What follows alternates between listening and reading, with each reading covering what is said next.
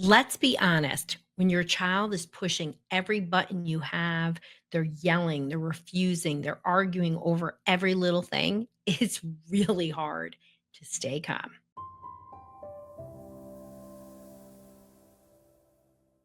You know, yelling doesn't help, but you're human. Your nervous system gets triggered too. And today we're continuing our conversation about oppositional behaviors. If you didn't listen to the last episode, please do. What you do in those first few heated moments, how you regulate yourself first, is how you stop this reactivity cycle that leaves you drained, leaves your kid frustrated, leaves both of you upset and regretful. Why do kids with ODD or oppositional behaviors, why do they trigger us so deeply? Defiance hits our parenting wounds, especially when we feel like we're disrespected, we feel judged, and we feel helpless because we're trying things that maybe work with the other kids in your home or how you were parented and you feel like that should work for your kid, but every kid is so different. And when you have a dysregulated kid, we have to meet them where they're at and we've got to regulate first. From caveman times, we're wired to respond to what we feel are quote unquote perceived threats.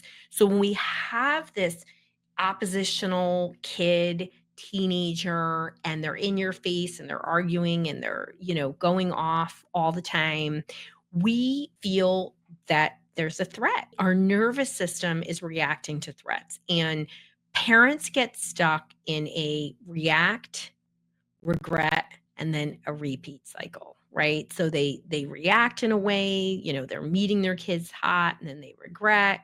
And then this just happens over and over, and you both get stuck. You're stuck in a co-dysregulation loop when you should be stuck or not stuck, move to a regulation loop. And how do you do that? We're going to talk a little bit about that, practical ways to really, be regulated in the moment.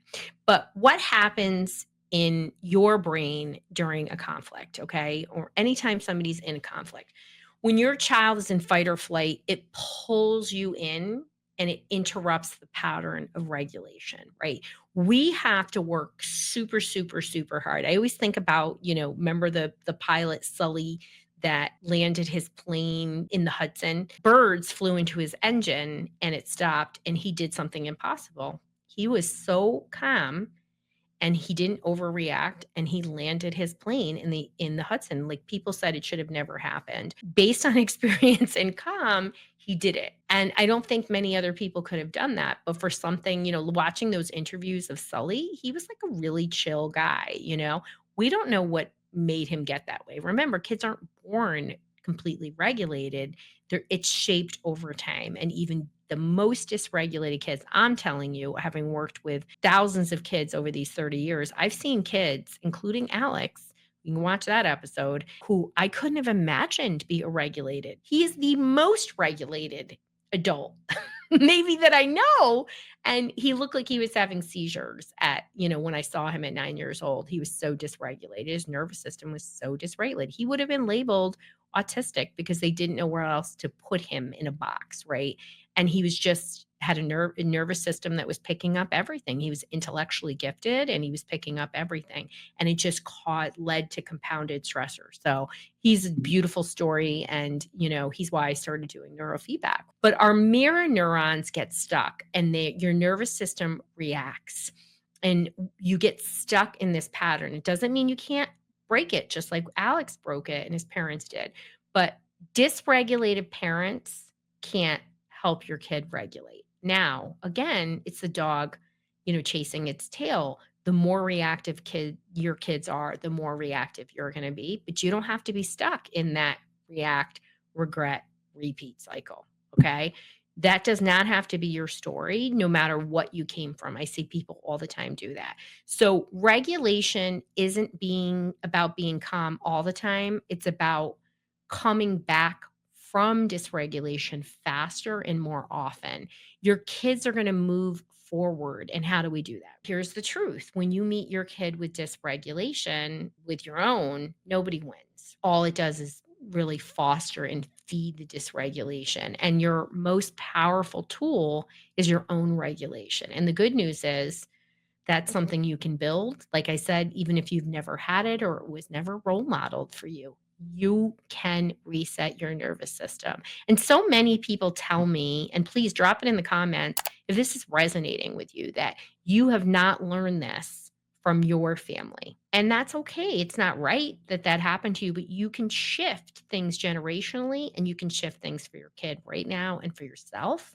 And you're all going to be better off for it. And I promise you, it's not that hard. It just is moving from yelling and nagging to nervous system regulation techniques. So, what are practical things you need to know to stay regulated in the moment? So, number one, you're going to pause before you react. We often jump in out of that primitive reflex that we're reacting, even 3 seconds, right? 3 seconds is a long time. Sounds like it's fast, but just pull back, right? I learned as an adult that I don't reply to emails right away. And it's like made the world of difference. Like I just always want to help people and go in, or, sometimes I get people.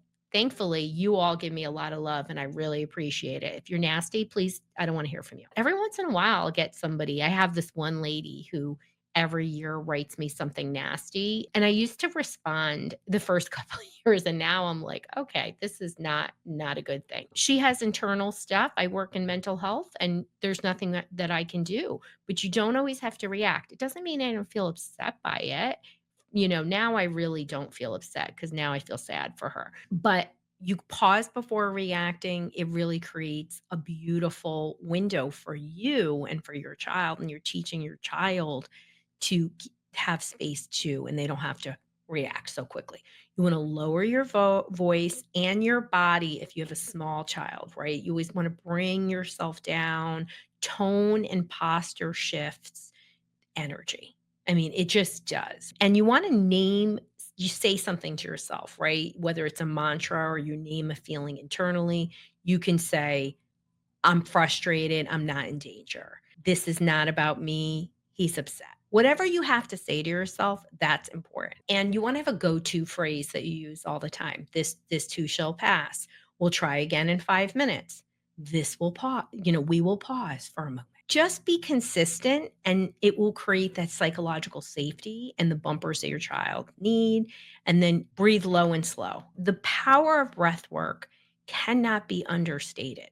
It will pull you down quicker and in more regulated state. And you want to just always, when you do a longer exhalation than when you inhale, is really how to get yourself down into a parasympathetic state. 4-7-8 breath, my favorite breath. In for 4, hold for 7, exhale for 8, do that 3 rounds. And then walk away when you have to. Regulation is leadership, not control. Let me say that again. Regulation is leadership, not control. We think we can just control things. Your kids have taught you that's not the case. And just know that strategies take time. You build resilience over time. So you always want to identify your own triggers. What's the stuff that's triggering you? Maybe this is reminding you of some kind of relationship you had in your life that was controlling and it's just really stressing you out. Or maybe you grew up in a toxic, argumentative household and this is reminding you of that and you're dealing with your own stuff. And you want to practice that nervous system regulation daily, that breath work, the calm PEMF, my magnesium, neurofeedback, prayer, mindful walking. I mean, a million things, right? And maybe you take my comms protocol and you stick it up on your counter. You can get that in our quick calm kit comes with that. You can write it down and you just need a reminder. Many people tell me they print out some of my things and keep it in their purse or put it on their fridge. Visual reminders are really helpful. I have things. You got this. I love to say you got this. So it's right there. Of my it's going to be okay coffee mug here too. Ask yourself, what does my child's nervous system need right now? I think when you start seeing it as a nervous system issue instead of disrespect, you purposely say these things, you really create the space to be able to not be so reactive and support your child. You know what I mean? So just know that if your child is pushing your buttons daily, you're reacting.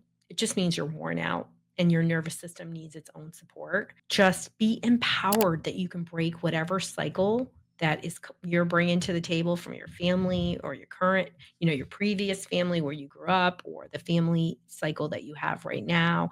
This is not where you have to be. When you reset the nervous system, it is unbelievable. So if you're ready for change, take our solution matcher. It's going to guide you to the right solution for where you're at. You'll get some good info from me. You can go to drroseanne.com/help.